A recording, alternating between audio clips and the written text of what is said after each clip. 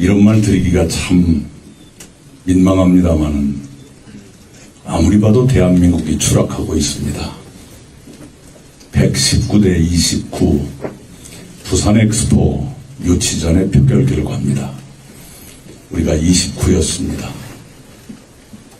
하계올림픽, 동계올림픽, 월드컵 모두 유치하고 모두 성공시킨 대한민국이 부산 엑스포에서 이렇게 역대급 참패를 당했습니다.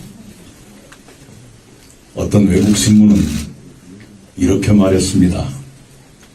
4만 명 모이는 잼버리도 못하는 나라가 2천만 명 모이는 엑스포를 하겠냐? 우리는 할 말이 없었습니다. 세계가 보는 대한민국은 그렇게 이미 추락했습니다. 많은 가정은 끼니에 먹을 반찬수를 어떻게 줄일까 이 걱정을 하고 있는 것이 2024년 대한민국의 현주소입니다. 수출로 먹고 사는 나라가 무역 적자에 빠진 지 오래됩니다. 정부는 안보를 큰소리치지만 국민들은 전쟁을 걱정합니다. 북한은 새로운 미사일을 연일처럼 실험 발사하고 있습니다. 그런데도 우리 정부는 말로만 큰소리칩니다. 안보는 말로 얻어지는 것이 아닙니다. 설령 안보를 강화한다고 해도 평화가 얻어지는 것 아닙니다. 안보는 안보를 부르고 도발은 도발을 부르게 되어 있습니다. 그것으로 평화가 얻어지는 것이 아닙니다. 안보를 강화하더라도 평화를 위한 대화는 항상 병행해야 되는데 그것을 못하고 있습니다. 국민이 불안한 이유가 바로 그것입니다. 참으로 민망하게도 대통령 부인의 명품 가방 사건 하나 해결을 못하고 지금 몇 달째 끌고 있습니다. 그것이 세상에 알려진 지가 2달이 넘었는데 여당이 한다는 것은 사과 허냐마냐 갖고 지들끼리 싸우고 있습니다. 이것이 싸울 일인가요? 참으로 민망스럽습니다. 그래도 우리는 짧은 기간이나마 대한민국 국민이라는 것이 자랑스러웠던 때가 바로 엊그제였습니다. 50클럽 1인당 국민소득 3만 달러, 인구 5천만 명 넘는 나라가 전 세계에 6개밖에 없었습니다. 거기에 대한민국이 7번째 회원국이 된 게 2017년이었습니다. 6개 나라는 모두 식민지를 두고 식민지를 착취해서 경제를 일으킨 나라였습니다. 대한민국은 식민지를 두기는커녕 식민지 착취를 당했던 나라입니다. 그런 나라가 식민지를 착취했던 나라와 어깨를 나란히 하고 50클럽의 7번째 멤버가 됐던 것, 그게 바로 몇 년 전이었습니다. 코로나 제일 잘 방역했다고 그래서 WHO 세계보건기구 사무총장이 대한민국이 교과서다, 모범국가다 이렇게 칭찬했습니다. 그것도 불과 몇 년 전입니다. 그리고 대한민국의 대중문화, 세계의 사랑을 이만큼 받은 적이 없었지 않습니까? 아카데미상을 받고 에미상을 받고 세계 수많은 나라의 청년들이 한국말을 배우기 위해서 앞다투어 노력하는 그런 자존의 시대를 우리가 살았습니다. 그것이 몇 년 만에 지금 추락하고 있습니다. 이 추락을 막아야 됩니다. 그 추락을 막을 책임이 정권이 무능하면 야당이라도 제대로 해야 되는데 그 야당이 제구실을 못해서 견제도 못하고 대안도 제시하지 못하고 말로만 심판한다 이렇게 하고 있습니다. 왜 못합니까? 자기들이 약점이 잡혀있기 때문에 못하는 겁니다. 윤석열 정부 겨우 큰소리치는 게 검찰의 칼 휘둘러서 큰소리치는데 걸린 게 많은 사람들이 야당을 이루고 있다 보니까 그 난폭한 검찰 앞에서 제대로 말도 못하는 것 아닙니까?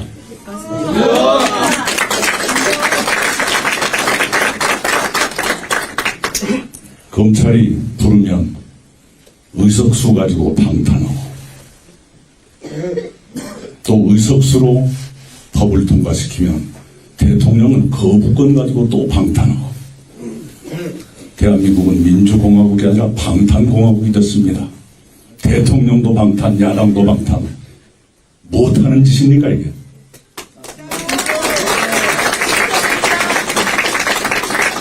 이렇게 방탄에 방탄을 거듭하다 보니까 우리가 힘겹게 이룩한 법치주의도 허물어지고 있는 것 아닙니까?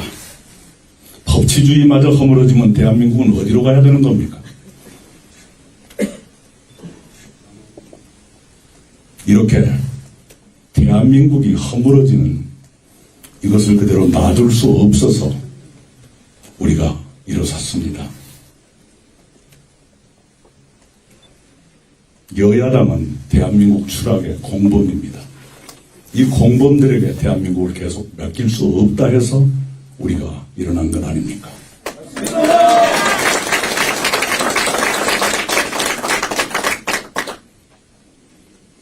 서로가 서로를 적처럼 대하는 그런 상태지만 서로가 서로를 그렇게 대하면서 서로가 서로를 위해서 방탄하고 있지 않습니까? 이른바 적대적 공생관계입니다. 적대하는 것 같지만 서로의 약점 때문에 서로가 또 지탱하는 이상한 관계가 지금 대한민국에서 이루어지고 있습니다. 맞습니다. 어쩌면 야당은 자기들만 방탄하는 것이 아니라 윤석열 정권까지 방탄해주고 있는 것 아닙니까? 맞습니다. 우리는 대한민국의 추락이 침몰로까지 가지 못하게 여기서 막아야 됩니다. 대한민국이 침몰로 직행하는 것이 아니라 지속 가능 국가로 회복하도록 이제라도 국민운동을 시작해야 됩니다. 우리가 그 국민운동에 작은 불을 지피고 있습니다.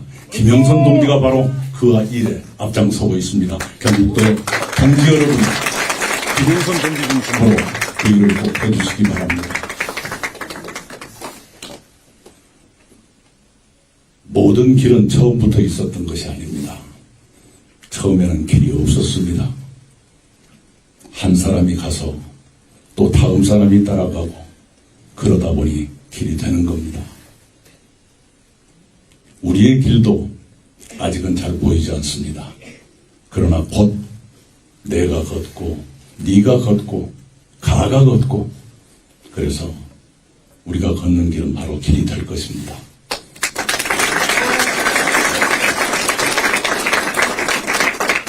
그래서 민주당이 의석수가 모자라서 못한 것이 아닌 그 일을 우리가 할 것입니다.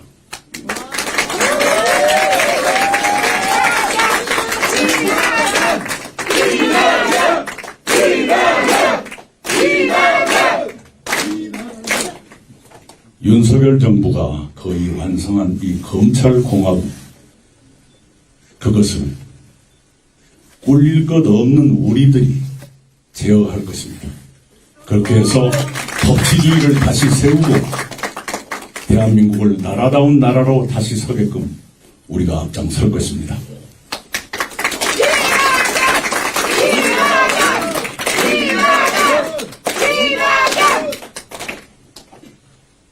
꿀릴 것이 많은 사람들은 검찰 앞에서 떳떳할 수 없습니다.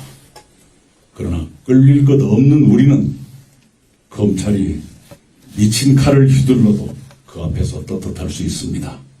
그래서 이 검찰공화국은 우리가 제어하고 견제할 것입니다.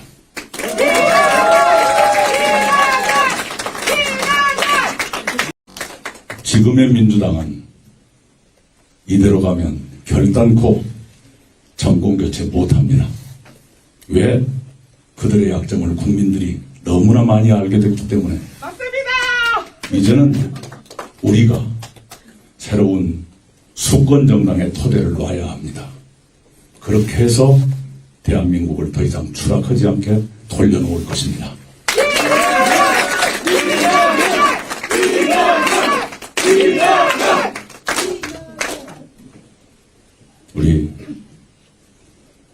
제가 전라남도 지사를 할 때 경북지사가 김관용 지사였습니다.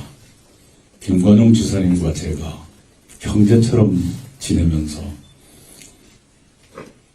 동서화합을 위해서 10가지 가까운 공동사업을 추진했었습니다. 그 중에 예를 들면 구미에 전남 도민의 숲을 조성하고 목포 김대중 기념관 앞에 경북 도민의 숲을 조성하다. 이것도 그 공동사업에 포함됩니다. 그리고 우리 전에 농산물 공동 판매 사업을 시작했는데 그 중에 하나 걸작품이 이겁니다. 같은 상자 안에 영주 사과와 나주 배를 넣어가지고 하나의 상품으로 파는 겁니다. 그 상품의 이름이 뭘 것 같습니까, 여러분? 퀴즈 한번 맞춰보세요. 맞습니다. 홍동백서입니다. 제사상 놓는 순서죠. 빨간 것은 동쪽, 하얀 것은 서쪽. 영주 사과, 나주 배, 그 얘기입니다. 그때는 그게 한 상자에 7만 원이었는데 지금 많이 올랐을 거예요. 네, 그런 식의 노력을 많이 했고, 우리 김관영 지사님이 광주의 어떤 방송사로부터 1억 원의 상금을 받은 일이 있었어요. 그 전액을 장학기금으로 내놔서 저도 예산에서 1억을 내가지고 2억 원 가지고 장학기금을 만들어서 양쪽에 경북과 전남에 어려운 학생들에게 매년 25명씩 뽑아서 장학금을 주고 있습니다. 지금까지도 주고 있습니다. 우리는 함께 가야 합니다. 조금 전에 김영선 동지가 말씀했어요. 사람들은 잘 믿지 않습니다. 대통령을 제일 많이 배출한 경상북도가 낙후됐다 그러면 에이 웃기지 마라 그럽니다. 대구의 GRDP가 전국에서 제일 꼴찌다. 말도 안 되는 소리 하지 마라 그럽니다. 그러나 사실입니다. 지방소멸 위험 가장 높은 것이 경상북도 어느 군 어느 군입니다. 그분들 자존심 때문에 말씀 안 겠어요. 거기 군수님이 저하고 잘 아는 분입니다. 왜 이렇게 됐습니까? 경쟁 없는 정치, 제왕적 일당 정치가 이렇게 경쟁력을 떨어뜨린 겁니다. 경쟁이 없으면 경쟁력도 없어지는 거예요. 당연하지 않습니까? 그런 정치를 깨뜨려야 합니다. 이제 경북에서도 올바른 경쟁이 있는 선의의 경쟁을 하는 그런 정치로 바꿔줘야 합니다. 우리가 그렇게 정치를 바꿨으면 좋겠습니다. 지금 같은 양당 독점의 망국적 정치구도 우리가 깨뜨려야 합니다. 그래야만 대한민국이 지금처럼 망국으로 가는 담합 더 이상 못하고 애국의 경쟁을 할 수 있게 됩니다. 우리가 꼭 그 일에 앞장설 것을 여러분과 함께 다짐합니다.